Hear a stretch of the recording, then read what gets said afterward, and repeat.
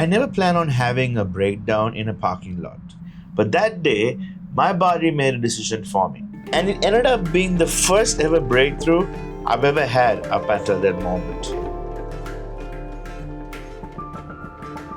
Welcome back to the Creative Odyssey podcast. My name is Sharan, and if you've been here before, you know that we talk about creativity. And not just the kind you frame and post on social media or even on a wall, but the kind that pulls you out of the dark when nothing else seems to be working. Today I want to tell you about the day I hit rock bottom. It's the day I realized I couldn't keep living the way I was living. The day my body refused to let me walk into work. And somehow that was the thing that actually cracked my life open. You see, from the outside, I had what most people called a good life. But inside, I felt completely empty. This is the story of how one really hard, really unplanned day became the start of me finding myself again. If I had to sum up this experience in one sentence, it's about following your instincts and your curiosity instead of staying stuck in what's expected of you. And for me, getting to that point wasn't sudden. It took years of feeling trapped, forcing myself to keep going and telling myself, this is what you're supposed to do. This is what adults are supposed to do. Until one day, enough was enough. At the time, I was a chef. I was an executive chef. And by that time, I had made into a full-time position after being a traveling manager for a year and a half, traveling around the Midwest, filling in two positions in hospitals, food service management positions. So I was kind of getting tired of traveling a lot and staying in hotels at that time anyways. So yeah, my career was stable and in the eyes of my family and my friends back home and even people around me, I was pretty sad. My parents were proud. My friends thought I was doing great. I was 27 years old and people were already like talking about marriage to me. You know, the Sri Lankan way, if you didn't know. It's like when you're around that age, even the husbands, the guy friends who are husbands and, their wives, they're constantly trying to set you up, right? As if like that's the next thing. I remember I had gone to Sri Lanka for the second time, I think after 12 years at that time. And like female friends who grew up with me, who would not even look at me, in fact, thought I was so totally not cool. I found myself like being around them as I was visiting them. These women were super interested in me all of a sudden. It was so weird. But the weird thing is actually got into my head as well. You see, from the outside, people saw the job, and like I would post on social media, I would plan caterings for 3,000 people in the hospital and do big catering events and, had the impressive title and, my social media was filled with all the cool food I've done, the catering events and all that kinds of stuff. Trust me, they were fun. That process was definitely enjoyable. And it didn't hurt that I was also a manager with a ton of employees and a ton of responsibility. In the way I saw it was I might not have taken the traditional route of being a doctor, lawyer, whatever, computer person. I kind of went up in the career ladder of my field. And I don't know, I think I looked good in front of the people I was presented. The craziest thing is while all of this is happening, inside I felt stuck. I hated my job. At that point, I had lived in almost 6 states and now 7. I had moved to a new city at the time, so I had no real friends over there. I couldn't hang out with my employees, so really just a few bunch of people I could hang out with. So I poured everything into climbing my career ladder. I had goals. I was nominated as a Rookie of the Year for the company. The goals I had set in achieving in 5 years, I had achieved in 3. Like I was set, like I was working my butt off. And the cool thing, the reason I got into cooking was that I was actually really good at it. And I don't say it in a pompous way. I was always like surprised by it and I really enjoy it. It was the the bureaucracy that got to me. The reality is, looking back, the warning signs were everywhere. I took personal days whenever I could, and not in the glamorous way, not to travel and not to explore anything, but just to hide in darkness. I'd stay in bed, cover the windows, curtains all the way drawn, binging TV until I completely numb myself. I really didn't want to see daylight. I just wanted somehow the day to go fast so I can just night was the one place I was somewhat comfortable. I think deep down I knew I needed a change, but the reality is I didn't think I had options. It's a very scary place to be when you feel like you have no options. And when you don't believe there's an option, you stop even looking for one. That morning, that day started like so many others. Alarm going off, hitting the snooze button multiple times, giving myself just enough time to jump into the shower, run to the car, and get to work so that I don't have to spend any time in the apartment and feel the misery I was about to feel as I would head to work. That day I drove to work like usual. I don't know, something was off though. That stress, the dread was heavier than normal. I remember pulling into the parking lot and I couldn't get out of the car. In fact, I was holding on to the wheel and I couldn't let it go. My stomach was in knots, my chest started tightening, and for the first time in my life, I started hyperventilating. And I didn't even know what that felt like and was before. And instead of, I don't want to do this, it was, I can't do this, I can't do it, I can't do this, I can't do this, please, I can't do this. I can't do this, I can't do this, I can't do this, I can't do this. And I'm just like sitting there, just like, how am I gonna do this? I really genuinely can't do this today. Like I thought, like the previous times I would be able to like let me push myself through and do it. But this time I couldn't. And while I'm having this panic attack, I see people who work at the same place I'm working at walking by me, and I didn't even care at that point. Like usually, you try to hide yourself or whatever, but like at that point, like I couldn't even make eye contact because I was hyperventilating, I guess. Normally I would have pushed through or maybe even called sick and gone home and crawled into bed just like the other times and just try to forget about it.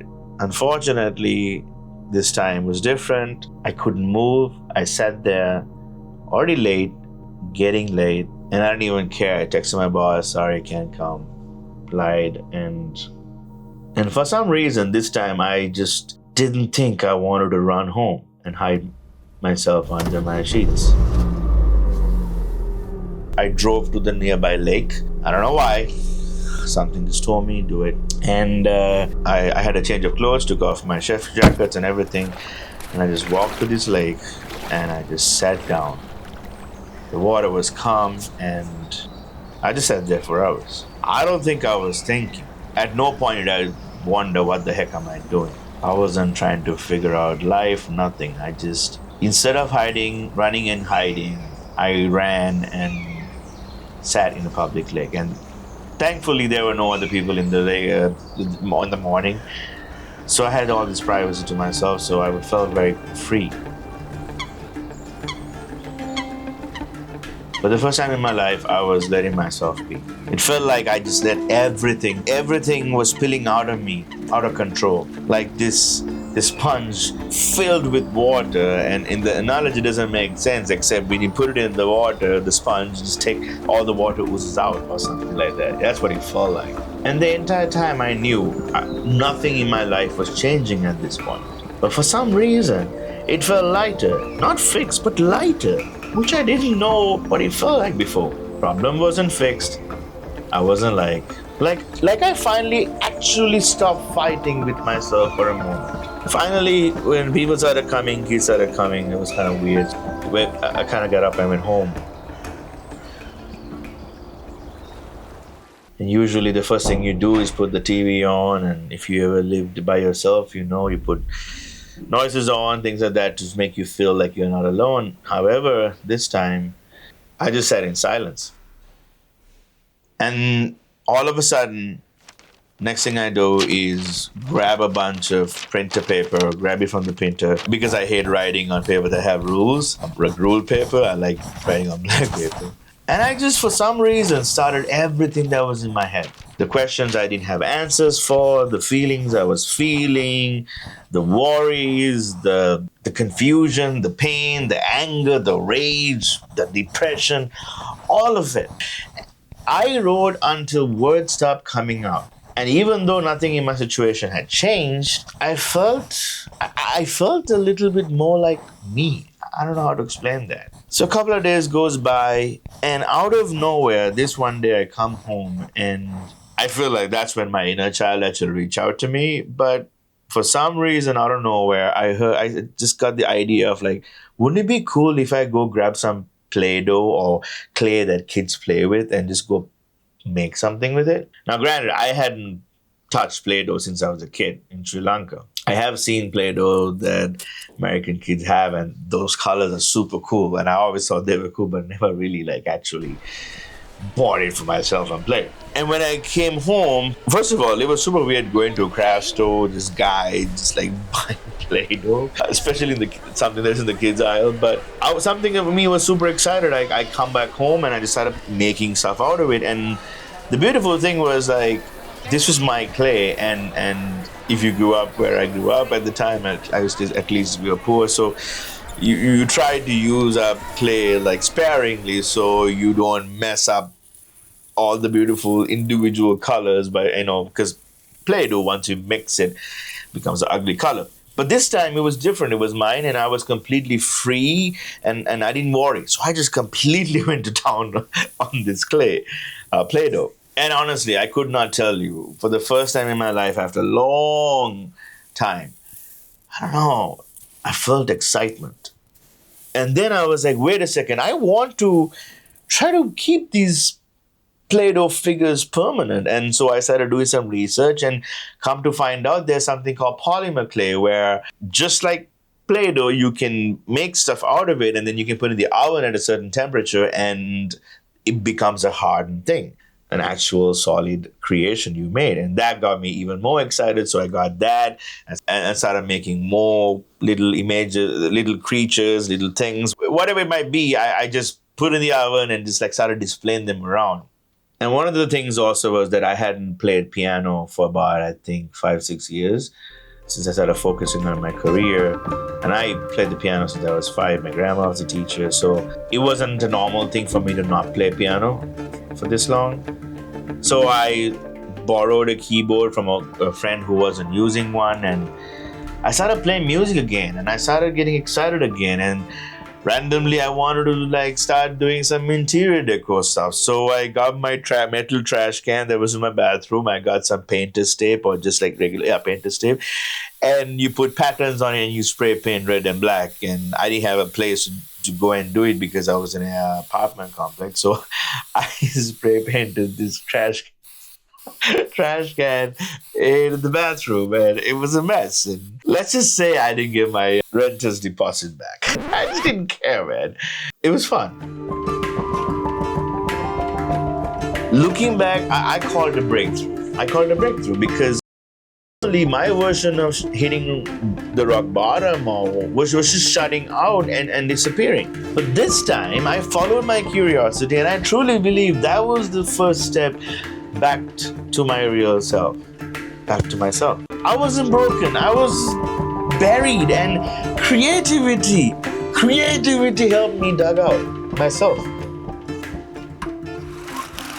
So if you're listening or watching right now and you feel like you're just performing your life, please hear me. You're not stuck.